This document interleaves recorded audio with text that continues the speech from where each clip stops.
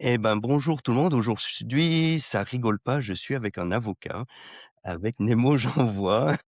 Bonjour Nemo. Bonjour Marc, bonjour à tous.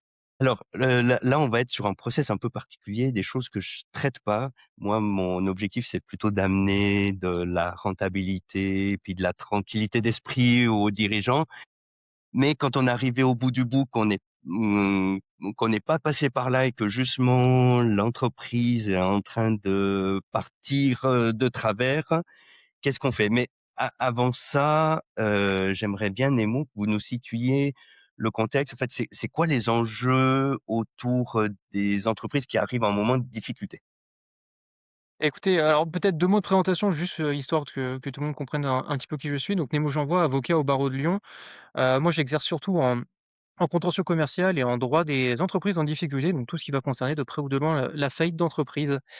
Alors pour répondre à votre question au niveau des enjeux, et ben, les entreprises qui sont en faillite, c'est un enjeu qui concerne, bah, déjà toutes les entreprises. Parce qu'à partir du moment où vous avez des difficultés financières, vous êtes concerné par, une aggravation de ces difficultés et bah, forcément à terme une faillite de la structure.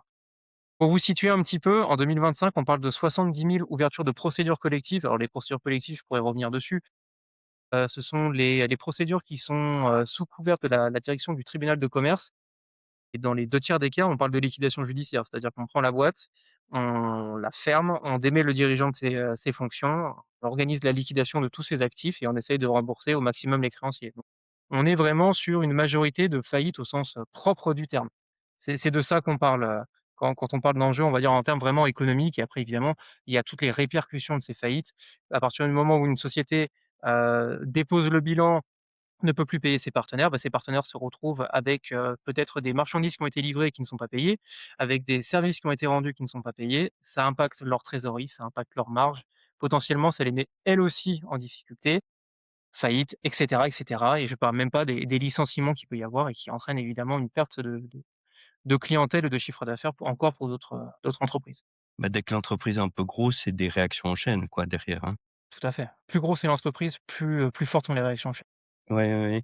Et pour situer, donc ça c'est un peu l'effet domino, hein, mais pour la personne du dirigeant, c'est quoi les enjeux quand on se retrouve dans cette situation? Alors, bah, 2, j'aimerais vous dire qu'il y a 2 types d'enjeux. Le premier, c'est un enjeu, pragmatique, c'est celui de la responsabilité.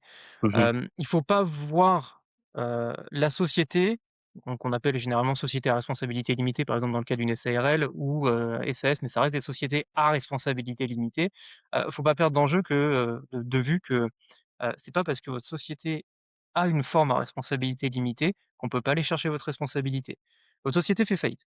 Mettons. Vous êtes dirigeant de la société, le liquidateur peut, dans le cadre des opérations de liquidation, de solliciter du tribunal de commerce que vous soyez condamné à une sanction et ces sanctions, elles sont de 2 ordres. Soit vous avez l'interdiction de gérer, on considère que la gestion de votre société a été tellement catastrophique que vous ne devez plus gérer une structure, ça peut aller de 1 à 10 ans d'interdiction de gérer, soit vous avez la responsabilité pour insuffisance d'actifs. Alors ça le terme est un peu barbare, mais l'idée c'est qu'en fait, on a pris votre société, on a liquidé l'intégralité des actifs, on a essayé de récupérer un maximum de liquidités. Avec ces liquidités, on a payé un maximum de créanciers. Ce qui reste, c'est-à-dire le passif, que l'on n'a pas pu régler dans le cadre de la liquidation, eh ben, on va vous le mettre en partie sur votre dos. C'est-à-dire que vous allez devoir rembourser à titre personnel une partie de ce passif. C'est rarement l'intégralité du passif, mais comme un passif en procédure collective, ça chiffre très vite, vous pouvez vite arriver à des montants qui sont particulièrement importants. Donc vous avez vraiment cet aspect, hem, responsabilité sur le dos du dirigeant. Je ne dis pas que la responsabilité est engagée à toute ouverture de procédure collective évidemment, mais c'est un risque. On va devoir rendre des comptes sur la gestion de sa société et surtout sur la gestion de la société à partir du moment où les difficultés sont apparues, d'une part et après d'autre part, il y a évidemment la question, du dirigeant qui est caution d'un emprunt pour sa société, qui en fonction de la procédure qui est ouverte, n'est pas couvert et n'est pas protégé non plus. Oui, bah, c'est en France, alors je sais pas si c'est en Europe, mais en tout cas en France, on a souvent ce cas où on nous demande d'être caution personnelle, Mmh. sur des prêts qui sont faits pourtant au nom de la société, quoi. Tout à fait, bah, c'est une façon pour les banques de se protéger parce qu'elles savent très bien qu'il suffit que vous tombiez en procédure collective pour qu'elles ne soient pas payées. Ouais, ouais, Donc ouais. elles vont aller chercher, le l'adossement d'un dirigeant, l'adossement d'un associé et en fait, c'est surtout ça qui va être important pour elle. Ouais, ouais, ouais et on parlait du dirigeant et bah, du coup, il y a des aspects personnels, humains, psychologiques, on va dire humains très globalement, du dirigeant, des salariés, de leur famille, et cetera. Ah oui, complètement, complètement. Faut Ça il fait faut il tout, quoi. faut il faut voir que la création de société, c'est vraiment une histoire humaine, hein. Alors déjà, premièrement, quand vous mettons, vous créez votre société, c'est votre première société, c'est votre bébé, vous l'avez construit à la force de vos bras, vous êtes parti de rien, vous avez réussi à grandir, vous avez, embauché des salariés, une success story comme on peut en entendre de temps en temps ou même, à moindre échelle, peu importe. Vous avez créé, une structure qui est vraiment, votre enfant. Le voir péricliter, c'est difficile. C'est difficile parce que, mais à tout un tas de niveaux. C'est difficile parce que vous allez vous remettre en cause vous, dans votre gestion, vous allez vous remettre en cause, vos partenaires dans les modalités que vous avez avec eux. Est-ce que c'est de leur faute? Est-ce que c'est de ma faute? Est-ce que c'est la faute des circonstances économiques dans lesquelles on évolue? En fait, vous allez avoir vraiment cette espèce d'introspection de se dire: «Mais alors d'où ça vient?» Donc déjà, c'est violent psychologiquement de vivre, une société qui est en train de faire faillite. Ne serait-ce que d'avoir des difficultés, c'est déjà difficile. D'avoir des difficultés qui me poussent à un dépôt de bilan, c'est particulièrement violent, et c'est aussi ce qui va pousser le dirigeant à retarder au maximum, la demande, la déclaration de cessation des paiements, c'est-à-dire le moment à partir duquel on essaie de se mettre sous la protection du tribunal.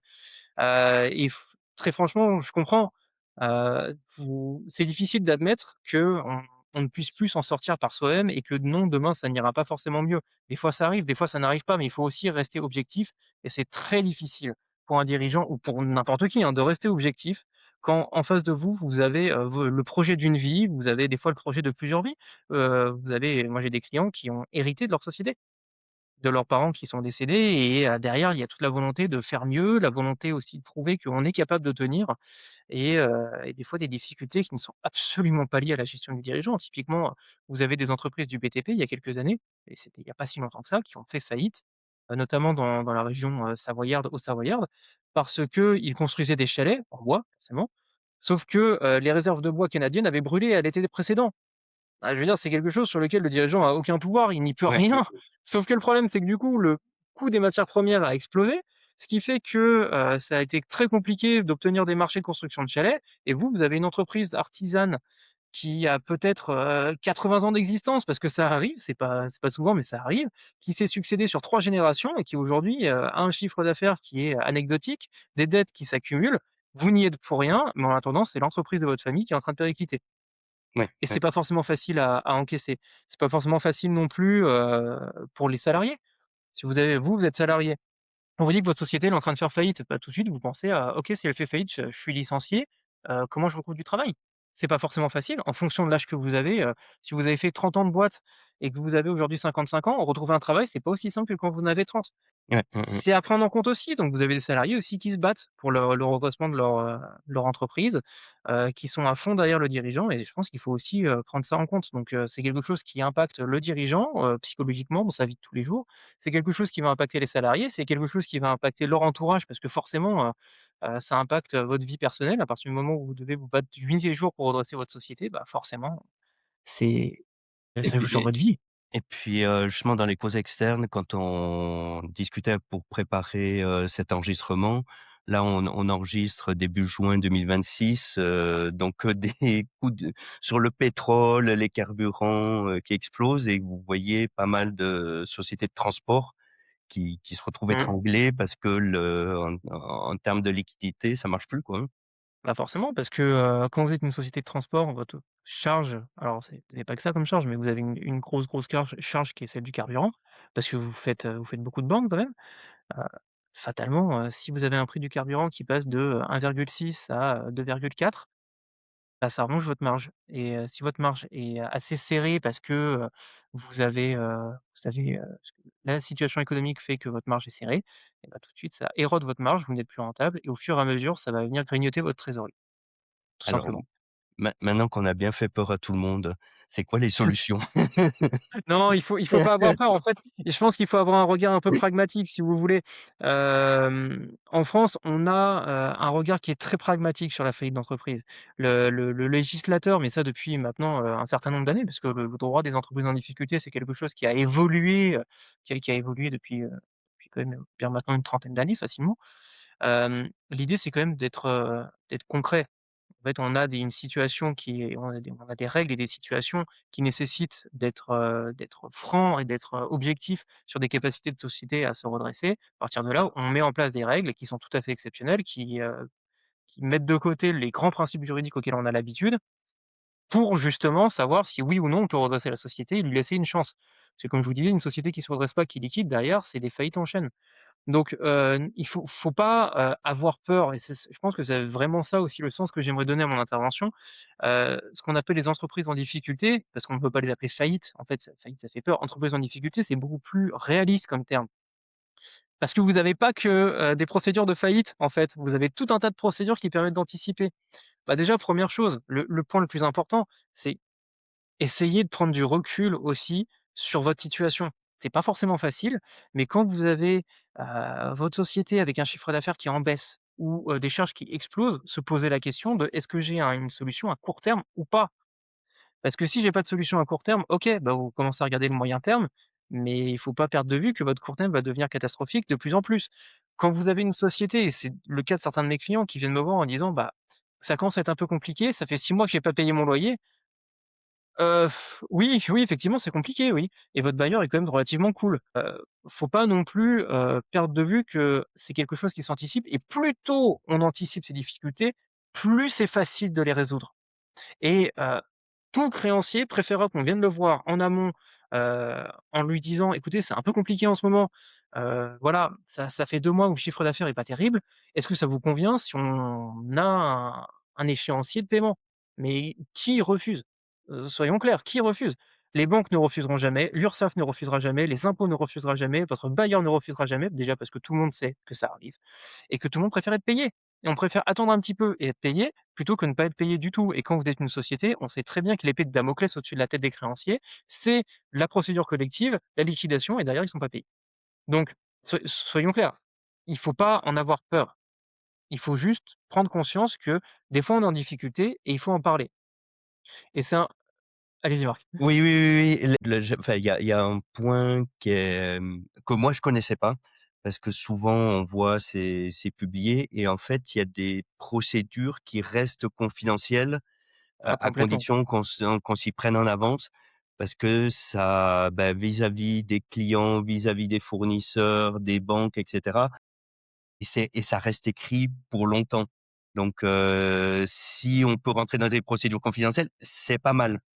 complètement, complètement. En fait, à partir du moment où vous êtes entre guillemets «fiché procédure collective», ça Ouais, laisse une marque, hein. Ça laisse ouais. une marque parce que, vous avez eu des difficultés, et alors on a aussi cette vision un peu vieux jeu en France où, «Ah là là, vous avez des difficultés, c'est pas bien». Là où dans des pays anglo-saxons, je pense notamment aux États-Unis, le fait que vous ayez eu une faillite et que vous ayez rebondi, c'est pas un problème parce que vous avez su rebondir, et c'est ça qu'on valorise. En France, c'est pas forcément ça qu'on valorise. Voilà, on pourra en discuter, longtemps, mais oui, l'idée c'est de pouvoir encore une fois anticiper. Déjà, truc tout bête, quand vous êtes, en difficulté, faut pas hésiter à en parler. Il y a un peu ce sentiment de honte de: «J'arrive pas à redresser ma société, j'arrive pas à trouver une solution, du coup, j'ai un peu honte de mes compétences en tant que dirigeant». Il faut pas. Et de Il faut quoi pas on parce que parle à déjà c'est qui un poids alors? psychologique, absolument monstrueux, c'est un fardeau à porter que vous êtes pas obligé de porter seul, d'une part, et d'autre part, vous avez des conseils qui sont là vraiment pour ça. Je parle des comptables, je parle des notaires, je parle, des avocats évidemment dont je fais partie, et toute une galaxie d'autres conseils en fonction des entreprises, mais notamment les comptables et les avocats parce qu'on a quand même u on va dire, on voit souvent nos clients entreprises, donc c'est facile de nous parler, mais il faut pas hésiter à en parler parce que des fois on a des bonnes idées tout simplement. Mais pour répondre vraiment à votre question, oui, il existe des procédures qui sont confidentielles. On les appelle les procédures de prévention. Il y en a 2, mais qui grosso modo fonctionnent pareil. On appelle le mandat ad hoc et la procédure de conciliation. Dans les 2 cas, c'est à peu près la même chose. Je passe sur les différences qui sont, très à la marge. Le mandat ad hoc, en fait, n'a pas de durée limite, là où la conciliation a une durée de 4 à 5 mois maximum. Généralement, ce qui se passe, c'est qu'on ouvre un mandat ad hoc et on le convertit en conciliation quand on est en train d'avoir un accord. Voilà, je reviens pas forcément sur la différence entre les 2, mais l'idée, en fait, c'est que c'est une procédure qui, d'une part, qui est confidentielle et strictement confidentielle. Tout ce qui est dit pendant cette procédure ne sort pas de la procédure. C'est une procédure dont l'avantage est que vous, choisissez avec qui vous négociez. L'idée, c'est que vous allez, prendre attache avec un mandataire ad hoc ou un conciliateur. C'est un professionnel, assez souvent, ce sont des, administrateurs judiciaires. Donc c'est des gens qui sont quand même très habitués aux procédures collectives parce qu'ils interviennent en procédure collective. Donc c'est des gens qui sont connus. C'est des gens, qui ont aussi des contacts avec les chargés d'affaires spéciales, par exemple dans les banques, chez les crédits bailleurs. Donc c'est des gens qui, en fait, sont connus de ces services-là. Et ce sont des professionnels de la négociation aussi. Donc c'est plus facile d'être accompagné par des professionnels en ce sens et eux vont organiser des réunions de conciliation ou de conciliation avec, vos différents créanciers que vous choisissez en fonction de vos besoins et on va négocier avec eux. Il faut voir que, les banques, les crédits bailleurs aiment bien ce genre de procédure parce que déjà, ça veut dire que vous êtes pas en train de faire faillite. Parce que pour ouvrir ces procédures, il faut pas que vous soyez en cessation des paiements. C'est-à-dire que vous êtes toujours là, actuellement, en capacité de payer vos dettes à court terme. Alors peut-être qu'à moyen terme, vous allez péricliter, mais à l'instant T, vous pouvez toujours payer vos dettes. C'est juste que vous voyez les difficultés arriver. Sauf que du coup, c'est confidentiel, personne ne peut en parler, c'est publié nulle part et vous choisissez qui est au courant. C'est génial parce que du coup, imaginez que vous avez certains partenaires économiques, notamment des fournisseurs, avec qui vous voulez préserver absolument vos relations, ils sont super importants et vous savez très bien que s'ils apprennent que vous êtes en difficulté, ils vont vous lâcher. Et bah, très bien, vous ne les invitez pas. Ils ne sont jamais au courant de vos difficultés et vous négociez avec vos par exemple, vos partenaires économiques, vos partenaires bancaires et avec les autres. Ça peut être une solution et c'est une solution qui est quand même très agréable parce que l'issue, c'est un contrat et sous réserve évidemment de ce qui est légal ou pas, vous êtes quand même très, très large sur ce que vous pouvez faire et sur l'accord que vous pouvez trouver. Donc vous pouvez vraiment tailler un accord sur mesure en fonction des besoins de vos créanciers, en fonction de vous, vos besoins, sachant que la pratique en matière de conciliation, c'est que quand on entre en conciliation, avec des partenaires bancaires, on demande ce qu'on appelle un standstill. Le standstill, c'est qu'on ne révoque pas vos concours court terme. Donc en gros, on révoque pas vos autorisations de découvert et vos lignes, court terme. Ça permet aussi de stabiliser la situation avec vos partenaires bancaires et alors c'est pas à 100 des cas, mais la plupart du temps, ils l'acceptent. Parce qu'ils, on rentre dans une procédure qui est de bonne foi et on leur montre aussi on veut trouver une solution. On est proactif là-dedans. Donc si vous voulez, on a quand même une procédure qui est très intéressante, qui est favorisée par les tribunaux, soyons clairs, parce qu'elle permet de trouver un accord en amont de toute faillite et dans Oui, des conditions qui ça veut dire sont, qu'il faut s'y prendre avant que les difficultés soient trop graves, quoi. C'est ça le prérequis, quoi, hein? en Et fait, si c'est vous voulez, le jalon pour savoir à partir quelle procédure utiliser, parce que certaines procédures ne seront plus ouvertes à partir de ce jalon-là, c'est est-ce que concrètement aujourd'hui, toutes les factures que je dois payer, est-ce que je suis en capacité de les payer ou pas? Je veux dire les factures qui sont échues. Si la réponse est non, ce genre de procédure vous oublie et là, on va se diriger très, très rapidement vers des procédures beaucoup plus, difficiles comme le redressement de la liquidation. Si la réponse est oui, OK, on peut anticiper.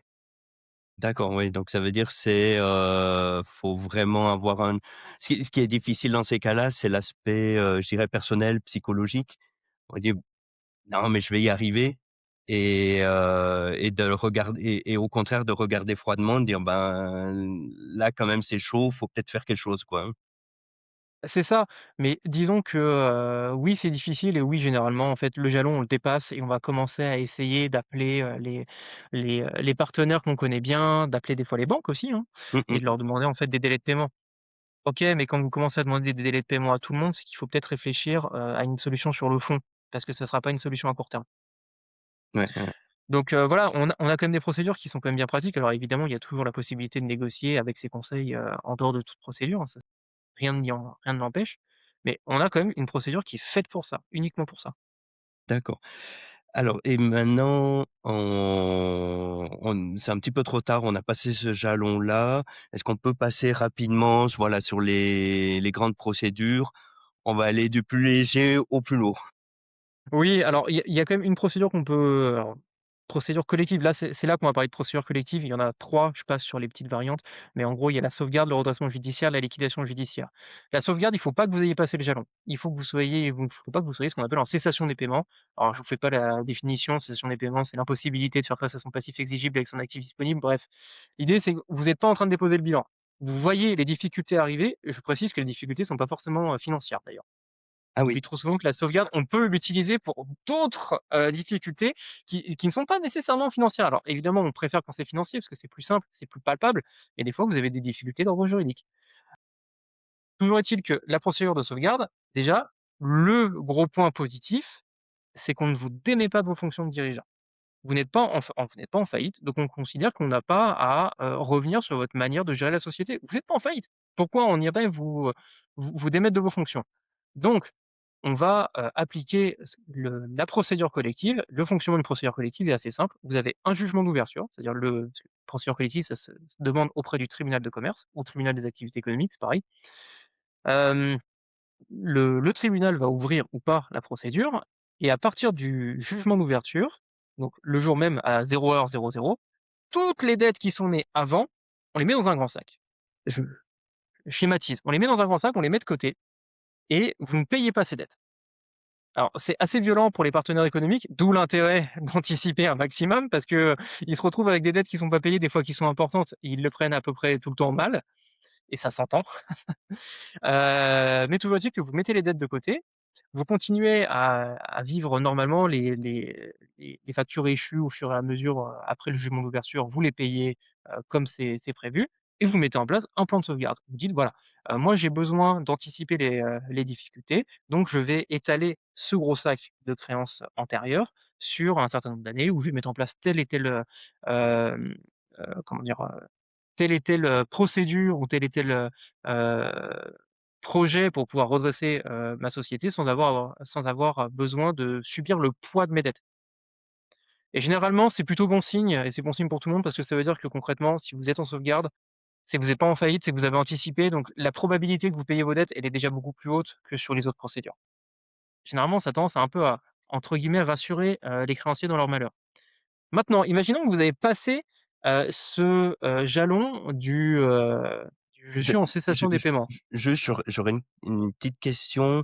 Est-ce que vous avez une idée sur les entreprises qui rentrent en procédure de sauvegarde, heu, il y a quelle proportion qui en sort, honorablement? Alors, je pourrais pas vous dire parce que j'ai pas regardé les chiffres sur À la sur louche. 2025. Maintenant, il faut voir que sur, 100 enfin, sur les 70 000 procédures collectives ouvertes, on a 2 tiers de liquidation.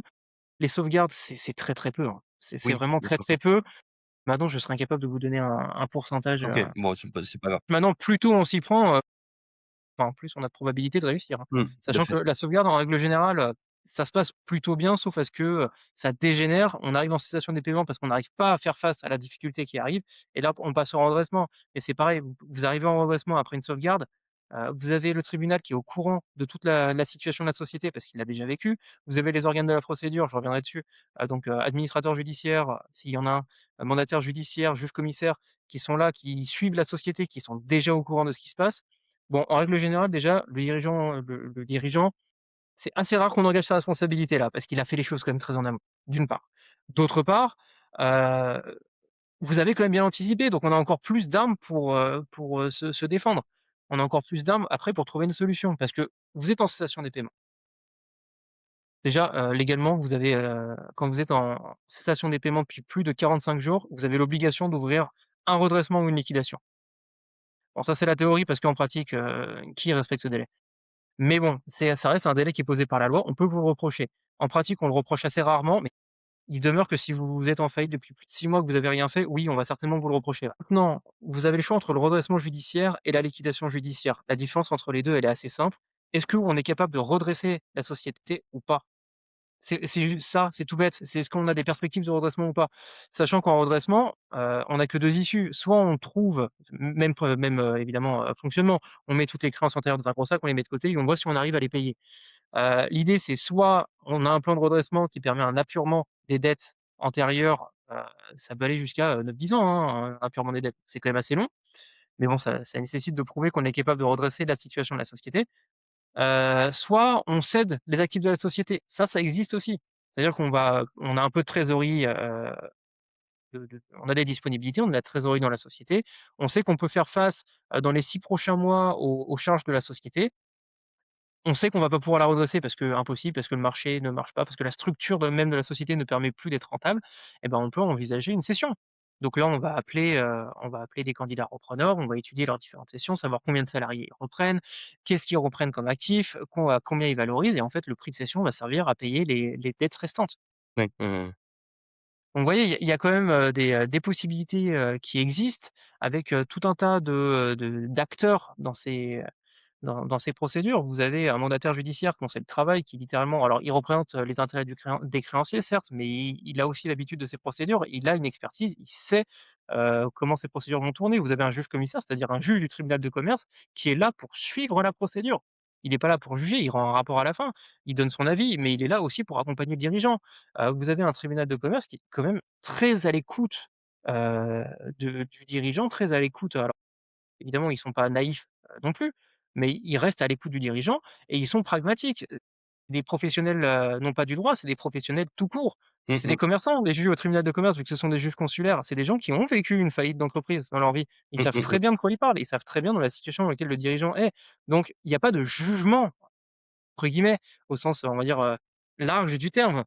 Quand vous allez au tribunal de commerce et que vous vous mettez sous sa protection en redressement judiciaire, ils préfèrent que vous alliez les voir en leur disant: «Bon, c'est compliqué, aujourd'hui, il faut qu'on se mette en redressement, mais on va tout faire pour redresser», plutôt que vous alliez les voir trop tard en leur disant: «Bah, c'est trop tard, on liquide» et ils vous jugeront pas parce que de toute manière, ils connaissent votre situation. Donc voilà, il y a ça peut être impressionnant de dire: «On va au tribunal», c'est très relatif là, on va devant un tribunal certes, mais on n'y va pas non plus pour être jugé. Par contre, on pourra y être pour être vraiment jugé cette fois-ci, si on a fait n'importe quoi dans la gestion de la société et que, derrière on engage, la responsabilité du dirigeant, notamment en cas de liquidation judiciaire. Parce que liquidation judiciaire, c'est hyper violent, hein, pour un dirigeant. C'est-à-dire qu'à partir du moment où la liquidation est ouverte, vous n'êtes plus dirigeant et vos salariés peuvent, pointer au chômage aussi parce ils vont être licenciés dans un délai très, très court. Ouais, Donc, c'est violent, extrêmement violent pour tout le monde. oui, là, au niveau enfin, liquidation judiciaire, il y a plus de discussion. C'est Ah non, ah non, là, c'est terminé. on démonte la machine, quoi, hein. Exactement, on démonte la machine, on la désosse, on la vend. Donc l'idée, c'est d'éviter, cette situation parce que, vous avez une société que vous avez bâtie à la force de vos bras, où vraiment vous avez sué sang et eau pour Mmh mh. la Mmh faire, mh. la développer. La liquidation judiciaire, c'est violent, hein. C'est Ouais, ouais. très violent d'un point de vue psychologique pour le dirigeant et c'est encore plus violent quand après, en fonction de, la manière dont il a géré sa société, en fonction de ce qu'il a fait pour de bonnes ou de mauvaises raisons, peu importe, heu, on vient aussi le questionner sur sa gestion et sur la manière dont il a dû gérer, les crises. Il y a quelques années, c'est mieux maintenant, je trouve. Quand on passait par une liquidation judiciaire, on était systématiquement interdit de gestion, au moins pour 10 ans, quoi. Là, maintenant, c'est Là, plus nuancé, c'est pas quoi. automatique. Non, c'est pas automatique. Vous pouvez très bien avoir une liquidation judiciaire et avoir d'autres sociétés, en remonter d'autres. C'est pas un problème. En fait, si vous voulez, à partir du moment où on ouvre la liquidation judiciaire, le liquidateur a 3 ans pour engager votre responsabilité. Passé ces 3 ans, il est prescrit. Voilà et c'est en fait au fur et à mesure de l'avancée des opérations de liquidation aussi qu'il apprécie la gestion qui a été faite et il voit aussi en fonction de combien on recourt. Tout ce qu'on s'est dit aujourd'hui, il y a beaucoup de matière. Il y a un mot qui est revenu assez régulièrement, c'est anticiper et Oui, parce qu'effectivement, quand on arrive à la liquidation judiciaire, bon là, il y a plus rien à discuter et c'est comme ça, on démonte. Que plus on s'y prend tôt, en fait, plus on a de chances de bien s'en sortir. c'est exactement ça. En fait, on peut anticiper, au maximum les difficultés et mettre en place, je pense, aussi des processus au sein d'une entreprise, même les petites entreprises, hein, c'est pas difficile, où on met des signaux d'alarme, on met des jalons, où on sait qu'à partir du moment où on passe ce jalon, il faut qu'on fasse quelque chose. De la même manière que quand, par exemple, vous, avez des factures impayées, ça arrive, vous avez des clients qui ne vous payent pas. Et bah, comment vous mettez en place votre processus aussi pour recouvrer vos créances? Et bah, de la même manière, vous pouvez avoir des processus pour vérifier, la stabilité financière de votre société. Déjà, vous voyez votre comptable au moins une fois par an. C'est obligatoire, vous approuvez vos comptes. Les dirigeants d'entreprise les voient beaucoup plus qu'une fois par an. Mais vous les voyez au moins une fois par an pour faire le bilan. Déjà, le simple fait de regarder le bilan et de voir un petit peu, les chiffres qui en ressortent, ça vous permet aussi de poser la question à votre comptable en disant: «Bah, là, c'est quand même pas terrible, qu'est-ce que je peux faire?» Mmh. De la même manière, vous voyez que, de plus en plus, vous n'arrivez pas à payer, votre loyer, vos fournisseurs et que ça commence à devenir récurrent, commencez-vous à poser des questions et ça ne coûte rien, mais littéralement rien, de poser la question au comptable ou de demander à un avocat ce qu'il pense d'un dossier. La plupart des avocats, moi, enfin, en tout cas, je parle pour moi, mais moi, quand un dirigeant vient me voir en disant: «Voilà ma situation, qu'est-ce qu'on peut faire?» La consultation, je la fais pas payer, ça a pas d'intérêt. Moi, je fais payer ce que j'apporte. Et ce que j'apporte, ça va être la solution que je vais pouvoir proposer et la procédure qu'on va pouvoir engager. Donc ça ne coûte rien, voire pas grand-chose de faire appel à un conseil, de se poser un petit peu. Ça vous permet aussi de soulager d'un poids en disant: «Voilà, je peux enfin parler de mes difficultés», ce qui est pas forcément facile, et on peut s'arrêter 2 minutes sur, «OK, voilà ce que je suis en train de vivre, comment je peux faire et qui peut m'aider?» Ouais, puis je vois des fois, parce qu'il y a l'aspect technique, financier et cetera, mais juste d'en parler, parce que, on peut pas en parler à son conjoint, c'est quand même compliqué. C'est difficile. Les amis, c'est pas ils comprennent pas forcément toujours si c'est pas exactement le même milieu et de pouvoir en parler à quelqu'un déjà ça permet de souffler un peu. Je suis pas seul à porter le fardeau quoi et j'ai quelqu'un un peu à mes côtés Exactement. quoi, Voilà, c'est, un peu cette parole libératrice. Enfin, moi, j'ai un peu une double casquette parce qu'en plus d'être avocat, je suis médiateur, donc tout ce qui est parole libératrice, pouvoir décharger et enfin verbaliser quelque chose qu'on garde au fond de soi et pour lequel on ne se sent pas du tout écouté, j'ai un peu l'habitude quand même maintenant. Mais si vous voulez, quand vous êtes dirigeant, que, vous commencez à avoir, la phobie de votre propre courrier parce que vous savez qu'à partir du moment où vous avez envoyé une lettre, s'il y a un rappel, c'est quelque chose qui est très particulier à vivre, que beaucoup de gens vivent, hein, même les particuliers, ils le vivent, mmh mais mh. dont on a honte, alors qu'on ne devrait pas. Enfin, on reste des êtres humains et des fois, on est dans des situations pour de très bonnes raisons, qu'elles soient, bonnes ou mauvaises. Des fois, c'est juste aussi la vie qui fait qu'on est dans une période difficile, c'est pas pour autant qu'on est une mauvaise personne et c'est pas pour autant on gère mal ses finances. Donc il y a vraiment cet aspect, heu OK, c'est bon, j'ai pu en parler et j'ai pu voir qu'en fait, j'ai pas du tout été jugé et que je suis pas du tout le seul dans ce cas-là. Encore une fois, 70 000 sociétés qui sont, en procédure collective, la plupart en faillite et ça, c'est la face, évidemment, émergée de l'iceberg.